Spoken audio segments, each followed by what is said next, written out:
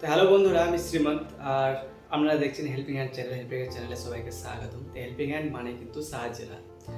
তো আজকে যে বিষয়টি নিয়ে আলোচনা করবো সেই বিষয়টা হলো ব্যাঙ্গালোরের সাইবাবা হসপিটালে কীভাবে অ্যাপয়েন্টমেন্ট নেবেন এবং কোন কোন বিষয়ে ট্রিটমেন্ট পাবেন। কোন কোন বিষয়ে ট্রিটমেন্ট পাবেন এটা নিয়ে কিন্তু অনেকের কনফিউশন আছে, তাই ভিডিওটা শেষ পর্যন্ত দেখুন, উপকৃত হবে। তো আর একটা কথা বলে রাখি, যারা চ্যানেলটিকে সাবস্ক্রাইব করেছেন, আমাকে সাপোর্ট করেছেন, তাদেরকে অসংখ্য ধন্যবাদ। আর যারা এখনও সাবস্ক্রাইব করেননি তারা অবশ্যই চ্যানেলটিকে সাবস্ক্রাইব করুন এবং একটা লাইক দেন, আপনারা উপকৃত হবেন পরে। তো বেশি কথা না বাড়িয়ে ভিডিওটা শুরু করছি। তার আগে সবাইকে প্রণাম ও সালাম দিয়ে আমি ভিডিওটা শুরু করছি। তাহলে দেখুন, সাইবাবা হসপিটালে কীভাবে অ্যাপয়েন্টমেন্ট নেবেন সেটা কিন্তু আপনারা কম বেশি সবাই জানেন।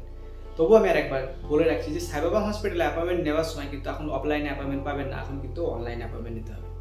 তো অনলাইনে অ্যাপয়েন্টমেন্ট নেওয়ার জন্য যে নাম্বার, সেই নাম্বারটা আমি দিয়ে দিচ্ছি। এই নাম্বারে আপনারা কল করুন। যারা ওয়েস্ট বেঙ্গল বা ইন্ডিয়া থেকে করছেন তারা এই নাম্বারে পাবেন, এবং যারা বাংলাদেশ থেকে দেখছেন তারা আমি ইমেল নাম্বারটা দিয়ে দিচ্ছি। ইমেল নাম্বারে ইমেল করুন, ইমেল করে অ্যাপয়েন্টমেন্ট নিতে হবে।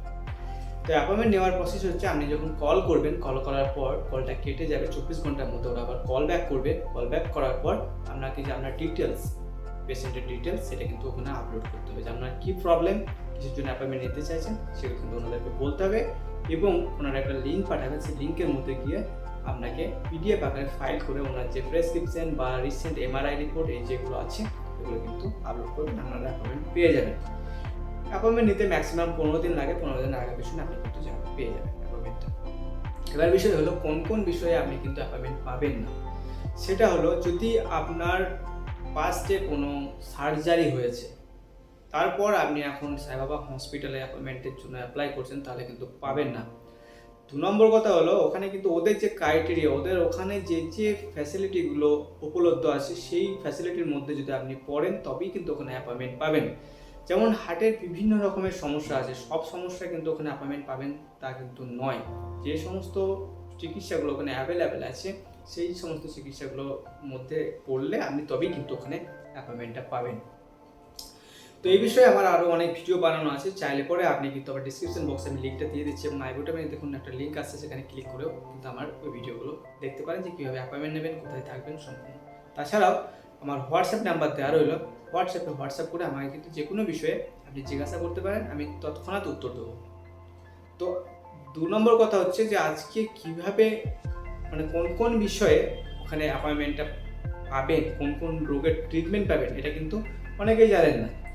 তাই কোন কোন রোগের ট্রিটমেন্ট পাবেন সেটা আমি আপনাদেরকে স্ক্রিনের মধ্যে দিয়ে দিচ্ছি। দেখুন কোন কোন রোগের ট্রিটমেন্ট পাবেন, এবং আমি বাংলায় পুরো এক্সপ্লেনও করে দিচ্ছি। এখানে কিন্তু কার্ডিওলজি, মানে হার্টের যে সমস্ত সমস্যা, হার্ট বিশেষত যে রোগগুলো হয় সেগুলোর জন্য অ্যাপয়েন্টমেন্ট পাবেন। 2 নম্বর হচ্ছে কার্ডিয়াক সার্জারি, মানে এখানে হার্টের যে অপারেশন, কোনো কিছু অপারেশন হলে পরে সেগুলো পাবেন, সেগুলো কিন্তু ওদের ক্রাইটেরিয়ার মধ্যে করতে হবে। 3 নম্বর হচ্ছে এখানে নিউরোলজি ও নিউরোসার্জারি, যে নার্ভের প্রবলেম এবং নার্ভের জন্য যদি কোনো অপারেশন লাগে সেক্ষেত্রে কিন্তু ওখানে অ্যাপ্লাই করতে পারেন। এবং মাল্টি স্পেশালিস্ট, এখানে যেটা দেখাচ্ছে সেখানে হলো জেনারেল মেডিসিন, মানে যে জেনারেল ফিজিশিয়ানের ওপিনিয়ন সেটা পেতে পারেন। পিডিয়াট্রিক, বাচ্চাদের জন্য কোনো যদি প্রবলেম হয়, বাচ্চাদের কোনো প্রবলেমের জন্য ওখানে কিন্তু অ্যাপয়েন্টমেন্ট নিতে পারেন। অর্থোপেডিক্স জেনারেল সার্জারি, মানে হচ্ছে আপনার হাড় ভেঙে গেলে বা হাড় সংক্রান্ত যে সমস্ত প্রবলেমগুলো হয় সেগুলো বিষয়ে কোনো যদি সার্জারির প্রয়োজন হয় বা সেসব বিষয়ে কিন্তু অ্যাপয়েন্টমেন্ট নিতে পারেন। এছাড়া রয়েছে অবস্টেট্রিক অ্যান্ড গাইনোলজি এবং ইএনটি।